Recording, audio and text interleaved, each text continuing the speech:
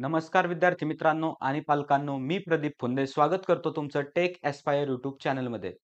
मित्रांनो, आजच्या या व्हिडिओमध्ये आपण फक्त 5 शब्दांचा अर्थ जाणून घेणार आहोत. जे की 5 शब्द आहेत hard time create strong main. Okay. तर तुमच्यातल्या बऱ्याच जणांना याचा अर्थही माहीत असेल.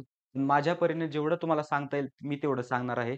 ओके. तर व्यवस्थित आपण समजून घेऊया, की नक्की हार्ड टाइम म्हणजे काय? किंवा स्ट्राँग मेन मेन म्हणजे काय? तर या गोष्टी आपण व्यवस्थित समजून घेऊया. आता हा जो व्हिडिओ असणार आहे, हा फक्त काय 12वीच्या विद्यार्थ्यांसाठी किंवा बोर्ड किंवा सी देणाऱ्या विद्यार्थ्यांसाठी नसणार आहे. हा व्हिडिओ कुणासाठी असणार आहे? तर हा व्हिडिओ प्रत्येकासाठी असणार आहे. बरोबर आहे. प्रत्येक जण ज्या स्टेजला तो आहे, तर त्याच्यापेक्षा बेस्ट मिळवण्याचं पाहत असतो. बरोबर आहे. मग समजा आता आपण कन्सिडर करूया, की समजा तुम्ही इंजिनिअरिंगला आहात. इंजिनिअरिंग पास आउट झालाय. तुम्ही जॉब शोधताय. म्हणजे काही ना काहीतरी करण्याचा तुम्ही प्रयत्न करताय. बरोबर आहे. म्हणजे थोडासा का होईना संघर्ष तुमच्या वाट्याला येतोय. बरं, मग तो संघर्ष वाट्याला येतोय. मग त्याला कसं टॅकल करायचं? बरोबर आहे किंवा त्याला कसं सामोरं जायचं? तर तेच आपण आज पाहणार आहेत. बरोबर? मी थोडंसं तुम्हाला काहीतरी गाईडन्स करण्याचा प्रयत्न करेल. ओके, आता माझा अनुभव पण जास्त नाहीये. माझं एज पण जास्त नाही. सो माझ्याकडनं थोड्याशा चुका होऊ शकतात किंवा सांगण्यात थोडंसं मिसमॅच होऊ शकतं. तर तेवढं तुम्ही समजून घ्याल अशी मला खात्री आहे. ओके. आता सर्वप्रथम हार्ड टाईम म्हणजे काय? बरोबर? याच्याबद्दल आपण नंतर डिस्कस करणार आहोत. हार्ड टाईम म्हणजे काय? तर सध्याच्या परिस्थितीला आपण जर विचार केला समजा एखाद्या इंजिनिअरिंग पास आउट झालेल्या विद्यार्थ्याचा, बरोबर आहे? पास आउट आहे किंवा 4th इयरला आहे. घरच्यांचा प्रेशर फर्स्ट ऑफ ऑल त्याच्यावर असतो. बरोबर आहे? आता ज्यावेळेस त्याला इंजिनिअरिंगला यायचं असतं, त्यावेळेस घरच्यांना खूप सारे वादे वगैरे करून आलेला असतो इंजिनिअरिंगला. बरोबर आहे? मी असं करणार, मी तसं करणार. पण काही होत नाही. म्हणजे 4 वर्ष जर आपण विचार केला, बहुतांश विद्यार्थ्याचं ठीक आहे, होतं काही प्रॉब्लेम नाही, प्लेसमेंट वगैरे चांगली लागते किंवा काहीतरी कामधंदा, बिझनेस वगैरे ते पाहतात. ओके. पण काही जे मुलं असतात, तर त्यांचं थोडंसं काही होत नाही. घरचे प्रेशर टाकतात. त्यानंतर समाजाचे डोळे पण त्यांच्याकडे लागलेले असतात. नंतर भरपूर सारे रिस्पॉन्सिबिलिटी असतात. सेटल पण व्हायचं असतं कुठेतरी.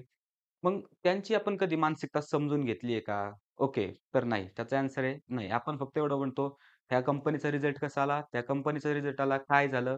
एवढंच आपण पाहतो. मग ते किती हार्ड टाईममधनं जातात याचा आपल्याला विचार करायला पाहिजे. ओके. नो डाउट ते ऑफ कोर्स स्ट्राँग मेन बनतील. इन फ्युचर कधी ना कधीतरी ते सेटल होतील. कधी ना कधीतरी त्यांना जॉब लागेल. सगळ्या गोष्टी होतील. पण त्यालाही थोडासा वेळ लागेल. त्यालाही थोडासा आपल्याला काय द्यावं लागेल? वेळ द्यावा लागेल मित्रांनो. कारण एकत्र काहीच होत नसतं. आपल्याला हळू टप्प्या यश हे गाठावं लागत असतं. बरं. आता त्याच्यानंतर काय सांगितलंय next? Be the strong main oblique woman केलं इथं मी. थोडंसं काय केलंय, या स्टेटमेंटमध्ये थोडासा चेंज केलाय, बरोबर. आता जर आपण पाहिलं तर ठीक आहे, शिक्षण समजा घरोघरी सध्या पोहोचतंय, बरोबर आहे आणि बहुतेक बहुतेक घरामध्ये सध्या पोहोचलेलं आहे. पण ज्यावेळेस आपण रुरल इंडियाचा विचार ज्यावेळेस करू, रुरल महाराष्ट्राचा ज्यावेळेस विचार करू आपण, तर अजूनही कुठेतरी मनात खंत वाटते, की पूर्ण शिक्षण हे पोहोचलं जात नाहीये. कारण आपण ज्या पद्धतीने महाराष्ट्रामधील शाळांची वगैरे अवस्था पाहतो, ओके. ज्या पद्धतीने प्राथमिक शाळा असतील किंवा माध्यमिक शाळा असतील यांची अवस्था पाहतो. मला तरी असं वाटत नाही. मी जेवढा स्टडी केलाय त्याच्यावरनं तर असं वाटत नाही, की प्रत्येक गावाखेड्यापर्यंत शिक्षण पोहोचतंय. ओके. त्याच्यामुळे आपल्याला फक्त मेन स्ट्राँग नाही बनवायचे. मेन ऑलरेडी स्ट्राँग आहेत. ठीक आहे. कारण आपली पहिल्यापासून जी आहे पुरुष प्रधान संस्कृती आहे. बरोबर. त्याच्यामुळे ऑलरेडी मेन त्यांच्या एक लेव्हलपर्यंत स्ट्राँग आहेत.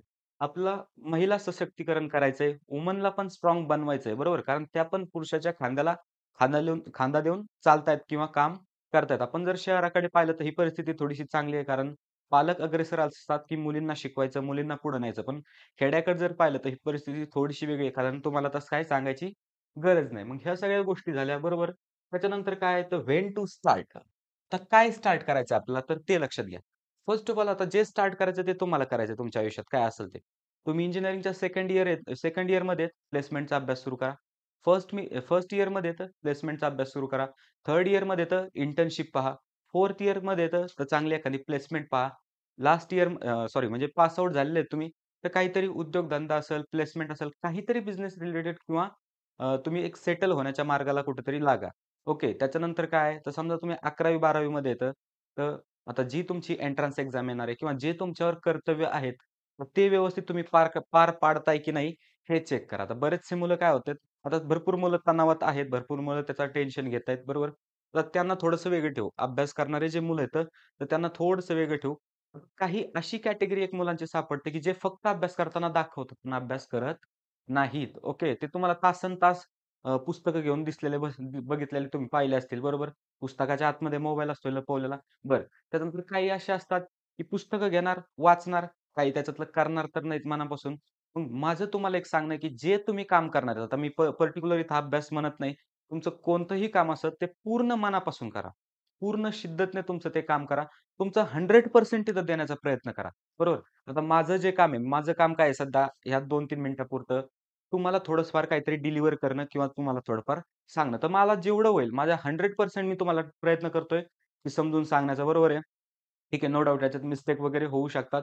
पण तेवढं तुम्ही एक्सेप्ट कराल त्यात काही प्रॉब्लेम नाही. पण आता अभ्यासामध्ये तुमच्या काहीतरी मिस्टेक होऊ शकतात. बरोबर आहे. शिक्षक असतील किंवा समजा बाकीचे मित्र-मैत्रिणी असतील, आपलं ते एक्सेप्ट करतायत. बरोबर. त्याच्यानंतर समजा इंजिनिअरिंग नंतर किंवा कोणत्याही कोर्स नंतर किंवा काय कशातही तुमची काही मिस्टेक असेल, एक्सेप्ट करता आली पाहिजे किंवा एक्सेप्ट करतील लोकं. बरोबर आहे. पण तुम्ही त्यासाठी काय केलं पाहिजे स्टार्ट तर केलं पाहिजे. बरोबर आहे. फक्त एक आयडल बसून काही उपयोग नाहीये मित्रांनो. बरोबर आहे. कारण मीही त्या कंडिशनमधून गेलेलो आहे. त्याच्यामुळे मलाही ती फेज माहिती आहे. तर मग आयडल बसून उपयोग नाही. थोडंसं कुठेतरी एफर्ट्स घ्यायला सुरुवात केली पाहिजे. आणि लक्षात ठेवा एफर्ट जे असतात तर ह्या काउंटेबल एंटिटीज. तुमचे एफर्ट्स 100% काउंट होणार म्हणजे होणार. बरोबर. जर तुम्ही आता काहीतरी एफर्ट्स घेताय, बरोबर, तर ठीक आहे. आत्ता जरी त्याचा तुम्हाला फायदा नाही झाला, तर इन फ्युचर त्याचा कधी ना कधीतरी तुम्हाला फायदा होणार आहे. बरोबर. त्याच्यामुळे ऑल्वेज लक्षात ठेवायचं आपलं काम आहे एफर्ट्स घेणं, आपलं काम आहे पेटून उठणं. ते आपल्याला करायचंय. मग लक्षात घ्या कोणतीही गोष्ट सुरुवात करण्याची एक्झॅक्ट वेळ असते आत्तापासनं. उद्यापासनं करतो, उद्या टाईम टेबल बनवल्यावर करतो किंवा हे झाल्यावर करतो, ते झाल्यावर करतो. अजिबात नाही आणि तो कधी उद्या येत पण नाही. लक्षात ठेवायचं कोणतीही चांगली गोष्ट सुरुवात करण्याचा टाईम असतो आत्तापासनं. मुहूर्त असो, अमावस्या असो, पौर्णिमा असो, काहीही असो, काहीही गोष्टी पाहायच्या नाहीत. आत्तापासनं टाईम एखादी चांगल्या कामाची सुरुवात करायची ना, ती आत्तापासनं करायची एवढं तुम्हाला लक्षात ठेवायचंय. बरं. आता त्याच्यानंतर सगळ्यात सिंपल मला अजून एक क्वेशन तुम्हाला विचारायचा आहे. खरंच हार्ड टाईम आहे का? बरोबर. आता आम्ही काही असे समजा स्टुडंट पाहतो, की ज्यांचं खूप मनोगत असतं. म्हणजे एक दर्द कहाणी त्यांची असते. काय, मला असंच नाही होत, मला तसंच नाही होत, पॅरेंट्स प्रेशर करतायत, एवढा सिलेबस आहे कसा कव्हर करू? मग हे त्यांचे थोडेसे कुठेतरी म्हणजे बरोबर त्यांचा संघर्ष झाला, त्यांच्या वाट्याला आलेला संघर्ष. पण रिअॅलिटीमध्ये तसं आहे का मित्रांनो? ओके.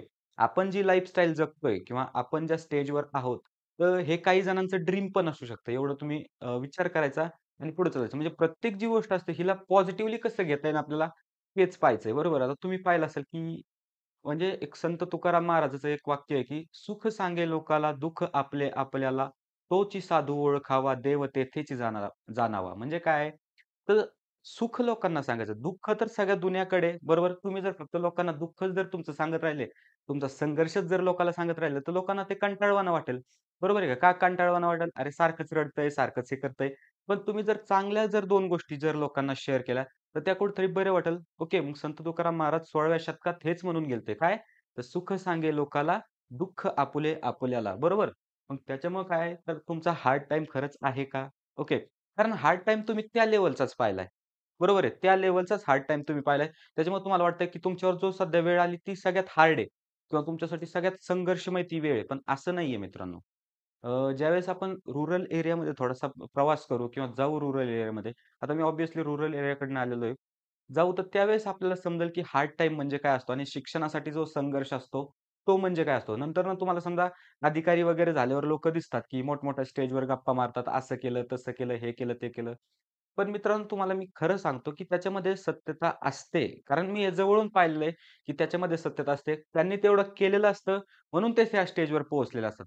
आपल्याला ते का हसू येतं त्यांच्यावर? आपल्याला का हसू येतं? कारण आपली तेवढी तयारी नसते तेवढं करण्याची. बरोबर आहे. आपली तेवढी तयारी नसते तेवढं करण्याची. त्याच्यामुळे आपल्याला त्या गोष्टी अशक्य वाटतात किंवा हसू येतं किंवा काहीतरी वाढवून सांगतोय असं तुम्हाला वाटतं.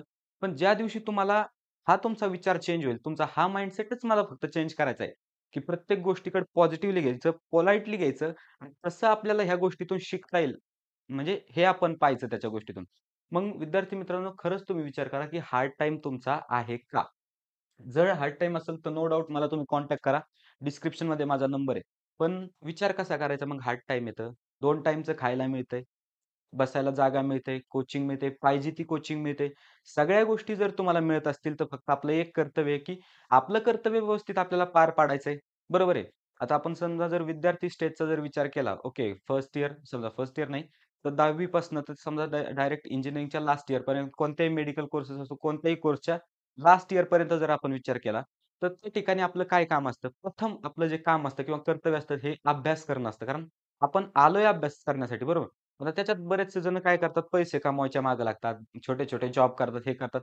अजिबात करू नका मी म्हणतोय तुम्हाला. कारण तुमचे घरचे तुम्हाला समर्थ आहेत. तुम्हाला लागणाऱ्या त्या गोष्टी त्या प्रोव्हाईड करायला समर्थ आहेत. जर तुम्ही पहिलं तुमचं कर्तव्य जर व्यवस्थित केलं, तर ते तुम्हाला समर्थ आहेत. पण तुम्ही काय करताय, की आता मी बरेचसे असे मुलं पाहिले, की फर्स्ट इयरपासून कमवा आणि शिकवा.